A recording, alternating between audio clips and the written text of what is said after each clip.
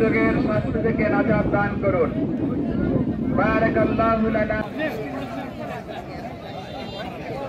বিসমিল্লাহির রাহমানির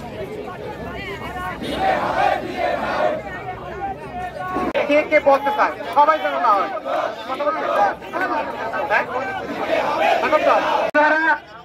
এবং চিকিৎসা ভাতা ১৫০০ টাকা এবং আমাদের কর্ম চলতে আছে তো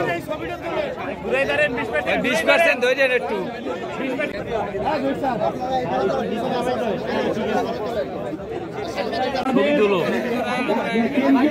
স্যার আপনারা জানেন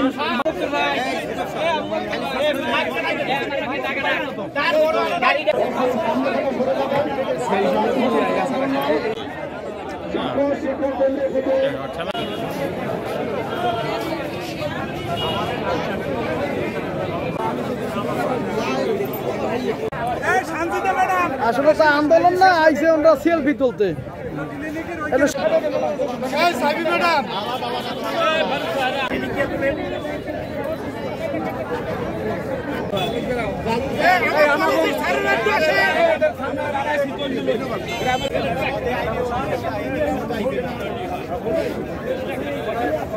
في الدنيا وما له في الآخرة من خير শহীদ মিনারের সে তুললে একটু লাগে না في الدنيا وما له في الآخرة من خير শিক্ষক কর্মকর্তা কর্মচারীদের জানাই আন্তরিক শুভেচ্ছা ও অভিনন্দন। সংগ্রামী সহকর্মী বৃন্দ, বঙ্গবাণী কবিতায় আমরা পড়েছি আব্দুল হাকিম বলেছিলেন বাপ মাত্র জন্ম দিল শিক্ষা দিল গুরু। আজকে সেই শিক্ষা গুরুরা লাঞ্ছিত হচ্ছে পদে পদে। রক্ত ঝরিয়েছি, জীবন দিয়েছি, প্রয়োজনে আরো রক্ত ঝরাবো, আরো জীবন দেবো। আমাদের ন্যায় দাবি আদায় করেই তবে বাড়ি ফিরবে ইনশাআল্লাহ।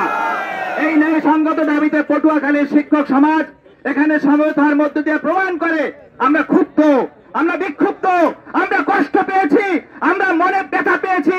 অতএব আমাদের ক্ষোভ নিয়ে আমরা ঘরে ফিরবো না, বিজয় ছিনিয়ে নিয়েই তবে ঘরে ফিরবো ইনশাআল্লাহ। অনেক শিক্ষক নির্যাতিত হয়েছে। আমরা সমবেদনা জানাই যে সমস্ত শিক্ষক ঢাকা কেন্দ্রীয় শহীদ মিনারে রাতের আধারে মশার কামড়ে ওখানে আমাদের জন্য অক্লান্ত কষ্ট করতেছে। আমি ধিক্কার জানাই সেই প্রশাসনকে যারা এই শিক্ষকের গায়ে হাত তুলেছে।